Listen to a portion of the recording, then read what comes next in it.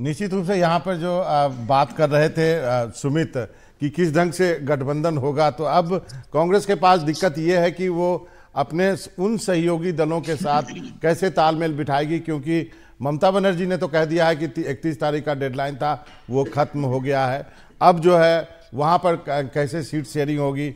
जैसे कि सुमित ने ये भी कहा कि जितने भी घटक दल हैं कांग्रेस के, इंडिया अलायंस के, उन्होंने एक अपनी मीटिंग करने की बात कही, और जब ये धमकी दिया, जब फोन कॉल जाने शुरू हुए, उद्धव ठाकरे के और नीतीश कुमार की बातचीत हुई, ममता बनर्जी की बात हुई, उसके बाद जो है कांग्रेस ने आनन फानन में ये आज की मीटिंग जो है वो बुलाई है।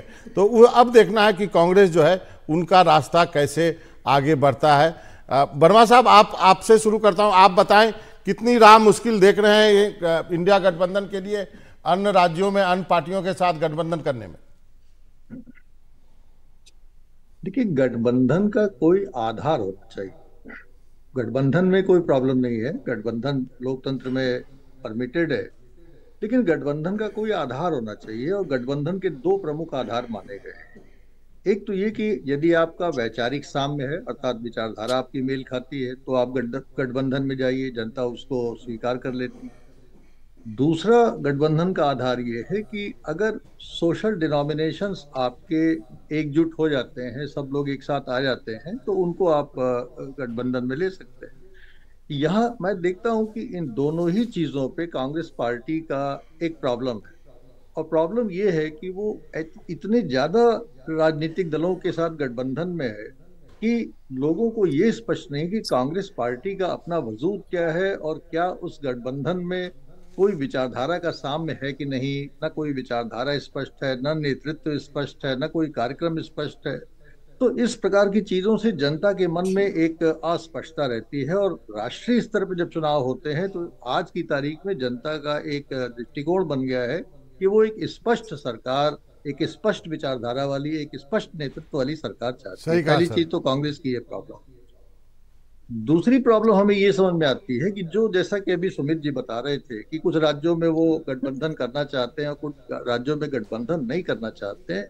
तो ये इस प्रकार की ये कोई खेल नहीं है राजनीति में कि कहीं आप हमसे लड़ रहे हैं और कहीं आप हमसे नहीं लड़ रहे हैं। जनता के मन में जी एक अजीब संकेत जाता है कि भाई ये जब मान लीजिए ये जीत भी गए तो ये करेंगे क्या। कुछ राज्यों में लड़ रहे हैं। अब जैसे उत्तर प्रदेश का अगर केस लें तो उत्तर प्रदेश में एक बड़ी समस्या है। वो पार्टी जो कि एंटी कांग्रेसिज्म पे ही जन्म ली, समाजवादी पार्टी, इसके साथ तृणमूल कांग्रेस है, जी जो कांग्रेस के अलग होके उन्होंने वो किया।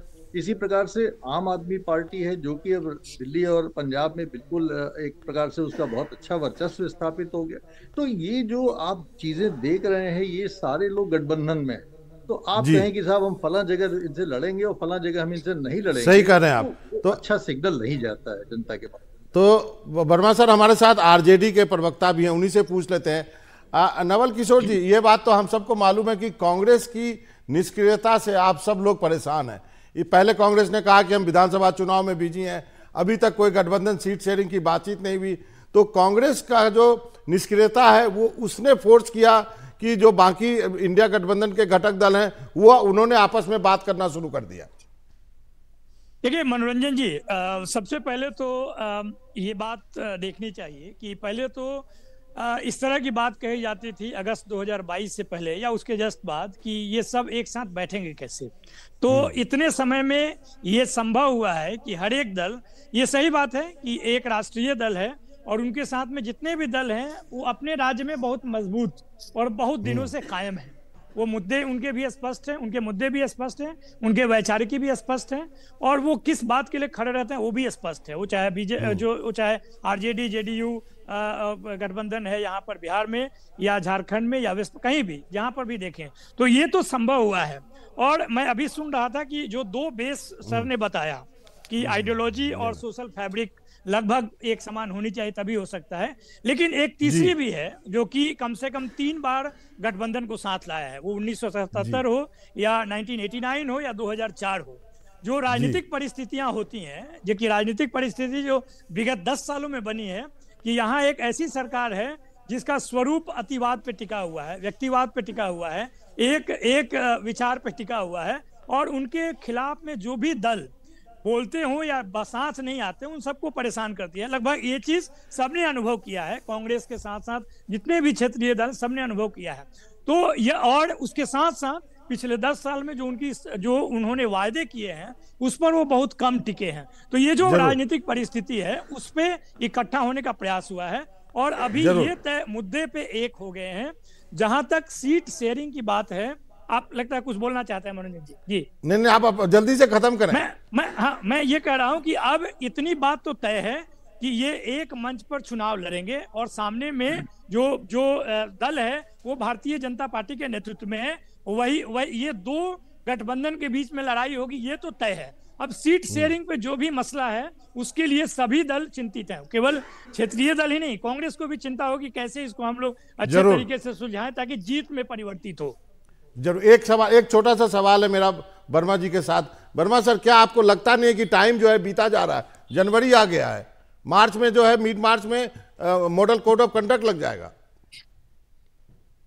देखिए, ये चीज बहुत अहम है। जैसे हमारे मित्र कह रहे थे कि 89 का उदाहरण दे रहे थे, मैंने पहले ही कहा कि लोकतंत्र में कोलिशंस परमिटेड है, वो कोई ऐसी खास बात नहीं। लेकिन देखना पड़ेगा कि परिस्थितियां क्या है। उस समय ऐसी कोई परिस्थिति नहीं थी जब कोलिशन बना कि एक बहुत ही सुदृढ़ और सत्ता में स्थापित पार्टी। आज एक पार्टी है जो कि 10 साल से सत्ता में स्थापित है और लाख विपक्षी दल कहें कि साहब उसने अपने वायदे पूरे नहीं किए, उसने आश्वासन पे सरकार चलाई। सवाल यह है कि जनता क्या सोचती है।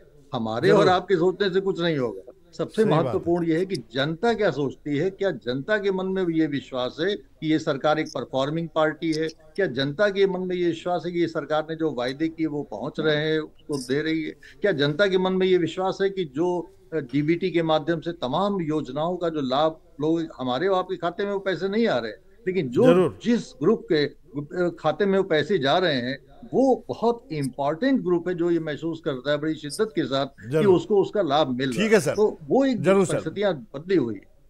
जरूर। वर्मा सर, आपका और नवल किशोर जी, आप दोनों का बहुत बहुत शुक्रिया। मेरे पास वक्त इतना ही है। बहुत बहुत शुक्रिया, आपने वक्त निकाला एनडीटीवी से बातचीत करने के लिए।